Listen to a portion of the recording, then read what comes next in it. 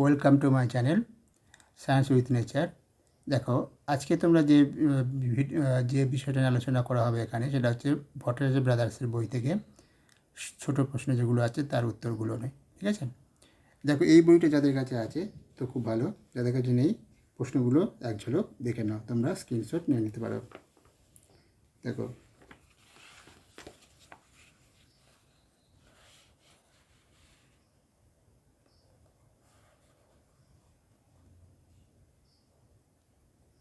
এই ফার্স্ট পার্টে এটা তোমরা স্ক্রিনশট নিয়ে নিতে পারো। তারপরে সেকেন্ড দেখো,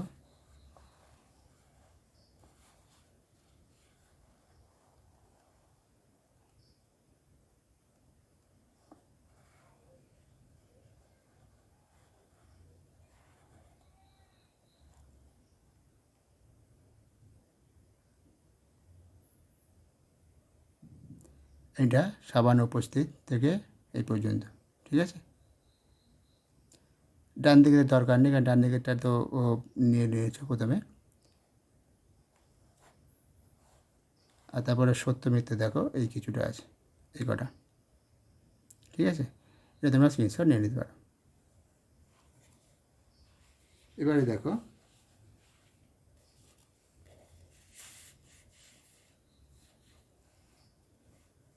এবার আমরা উত্তরগুলো নিয়ে আলোচনা করব।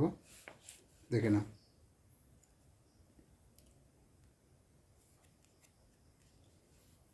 প্রথম যে প্রশ্নটা আছে, পানীয় জলে পিএইচের সর্বোচ্চ নির্দেশিত মান হলো কি 6.3 থেকে 9.1। এই অপশানটা যদি দেওয়া আছে সেজন্য এই অপশানটা হবে। ঠিক আছে?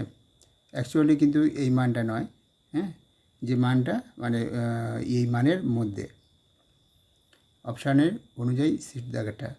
এবার জলকে জীবাণুমুক্ত করার জন্য ব্যবহার করা হয় কি ব্লিচিং পাউডার, অপশান এ। এবার ক্লোরিন ঘটিত জৈব কীটনাশক হলো অপশান এ ডিডিটি, ক্লোরিন ঘটিত জৈব কীটনাশক। তারপরে ব্লু বেবি সিনড্রোম রোগ হয় পানীয় জলে অতিরিক্ত কী থাকলে, NH3- মিশ্রিত থাকলে। ঠিক আছে? এটাই অপশান এ। তারপরে মাছের সাবানে উপস্থিত থাকে কোনটা, sodium stearate, option A. Algal ব্লুমের জন্য দায়ী যৌগটি কি, ফসফেট যৌগ, অপশান সি। ঠিক আছে? তারপরে ব্ল্যাক ফুড ডিজিজ রোগটা আর্সেনিক ঘটিত, অপশান এ। অস্থায়ী ক্ষার জলে থাকে ক্যালসিয়াম বাইকার্বনেট। ঠিক আছে? Option C. এবারে চলো আমরা বিদ্যাগে শূন্যস্থান পূরণ করব। বিদ্যাগে যে প্রশ্নগুলো আছে পরপর দেখে নাও। জলকে ড্যাশ দ্রাবক বলে, জলকে সর্বজনীন দ্রাবক বলে। জলকে কি বলে? সর্বজনীন দ্রাবক বলে। তারপরে দুই দাগে পানীয় জলের সর্বোচ্চ ক্ষরতার মান হলো, সর্বোচ্চ ক্ষরতার মান কত, 150 ppm। ঠিক আছে? তারপরে হচ্ছে জলে ক্লোরিনেশনের ড্যাশ ব্যবহার করা হয়, ক্লোরিনেশনের জন্য ব্লিচিং পাউডার ব্যবহার করা হয়। ঠিক আছে? তারপরে দেখো, তারপরে প্রশ্ন হচ্ছে ড্যাশযুক্ত অস্থায়ী ক্ষরতাকে স্ফুটন প্রণালীতে দূর করা যায় না, ড্যাশযুক্ত, সেটা হবে ম্যাগনেসিয়াম বাইকার্বনেটযুক্ত অস্থায়ী ক্ষরতা স্ফুটন প্রক্রিয়ার সাথে দূর করা যায় না। তারপরে অ্যানায়ন বিনিময়কারী রেজিন হলো ড্যাশ জাতীয় জৈব অণু, অ্যানায়ন বিনিময়কারী রেজিন হলো কি অতিকায় অ্যামিন জাতীয় জৈব অণু। ঠিক আছে? তারপরে হচ্ছে ড্যাশ হলো সোডিয়াম সিলেটের সংকেত, দেখো এটাই হচ্ছে সোডিয়াম সিলেটের সংকেত, C17H35 আর COONA। তারপরে হচ্ছে ড্যাশ প্রক্রিয়ার সাহায্যে জলের অস্থায়ী ক্ষরতা দূর করা যায়, এটা স্ফুটন প্রক্রিয়ার সাহায্যে জলের অস্থায়ী ক্ষরতা দূর করা যায়। এই ছিল শূন্যস্থান পূরণগুলো। ঠিক আছে? এবার আমরা দেখব সত্য মিথ্যা নির্বাচন।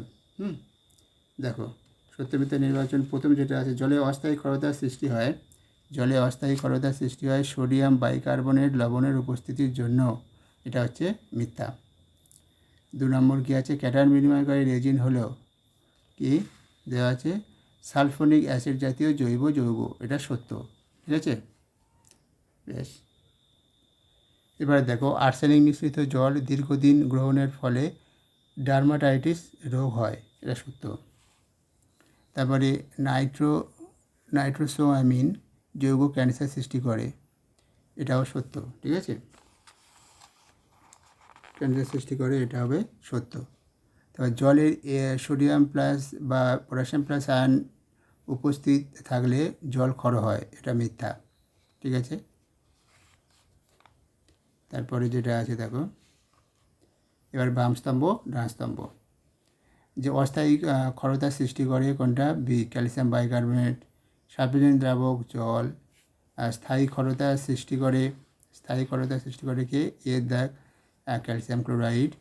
আর্সেনিক দূষণের সৃষ্টি রোগ ব্ল্যাকফুট ডিজিজ। ঠিক আছে, ডি, অপশান ডি, চারটা ডি। আরেকটা বাম স্তম্ভ ডান স্তম্ভ আছে, ফ্লুরোসিস রোগ, সেটা হবে ফ্লুরোসিস। তারপরে আয়নযুক্ত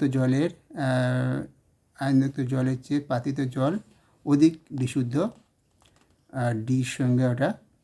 তা স্ফুটন পদ্ধতিতে দূর করা যায় না কোনটা? স্থায়ী ক্ষারতা, বি। ডিডিটি হলো কীটনাশক, সি।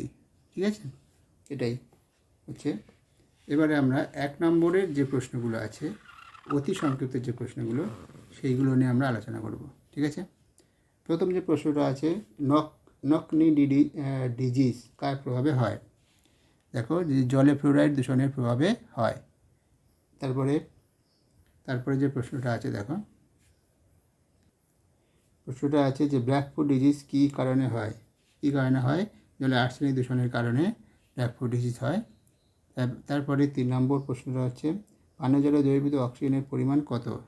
পানীয় জলে দ্রবীভূত অক্সিজেনের পরিমাণ হচ্ছে 4 ppm থেকে 6 ppm। ঠিক আছে, তারপরের প্রশ্নটা, পানীয় জলে আর্সেনিকের নিরাপদ সীমা কত?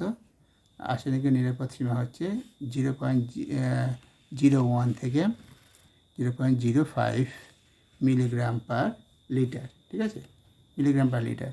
তারপরে কি বলেছে, জলকে জীবাণু মুক্ত করতে কোন পদার্থ ব্যবহার করা হয়? বিওডি। আচ্ছা, 6 দাগে জলকে জীবাণু মুক্ত করতে কোন পদার্থ ব্যবহার করা হয়? এটা আমরা আগে করেছি, আগের এই প্রশ্নের উত্তর করেছি। জীবাণুমুক্ত করতে কোন পদার্থ ব্যবহার করা হয়? ওই অপশান এমসিকিউতে 2 নম্বর দাগেটা করেছি, সেই জন্য এখানে আমরা ওটা করা হয়নি। ঠিক আছে, একই প্রশ্ন দুবার দিয়ে দিয়েছি। পরবর্তী প্রশ্ন, বিওডি এর পুরো নাম। বিওডি পুরো নামটা দেখে নাও। বিওডি এর পুরো নামটা হচ্ছে যে বায়োকেমিক্যাল অক্সিজেন ডিম্যান্ড। ঠিক আছে, তারপরে প্রশ্ন, জলে কোন কোন আয়নের উপস্থিতির ফলে ক্ষারতার সৃষ্টি হয়? জলে মূলত Ca plus, magnesium, calcium plus, magnesium calcium 2 plus, magnesium 2 plus আর আয়রন 2 প্লাস আয়নের উপস্থিতির ফলে ক্ষারতার সৃষ্টি হয়। ঠিক আছে, ক্ষারতার সৃষ্টি হয়। 8 নম্বর দেখো, পানীয় জলে ফ্লুরাইডের নিরাপদ সীমাটা কত? নিরাপদ সীমা ফ্লুরাইড নিরাপদ সীমাটা হচ্ছে 1 থেকে 1.5 মিলিগ্রাম পার লিটার। ঠিক আছে, 1 থেকে 1 মিলিগ্রাম পার লিটার থেকে 1.5 মিলিগ্রাম পার লিটার, এটা হচ্ছে ফ্লুরাইডের নিরাপদ সীমা।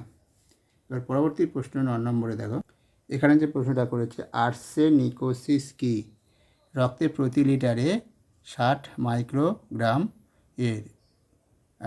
মাইক্রোগ্রামের বেশি আর্সেনিক থাকলে যে রোগ হয় তাকে হচ্ছে আর্সেনিকোসিস বলা হয়। ঠিক আছে, এটাই। এই মিউজি মাইক্রোগ্রাম। ঠিক আছে, যদি 60 মাইক্রোগ্রাম যদি থাকে প্রতি লিটারে, মাইক্রোগ্রামের বেশি যদি আর্সেনিক থাকে, তাহলে যে রোগ হয় সেটা হলো আর্সেনিকোসিস। ঠিক আছে, তাহলে এই ছিল তোমাদের প্রশ্ন এবং তার উত্তর। ভিডিওটা কেমন লাগলো অবশ্যই তোমরা কমেন্ট করে জানাও। ভালো হলে অবশ্যই লাইক দিয়ে আমাদের উৎসাহ দিও। এই ধরনের ভিডিও তোমরা পেতে থাকবে। আজকে এই পর্যন্ত, ভালো থেকো।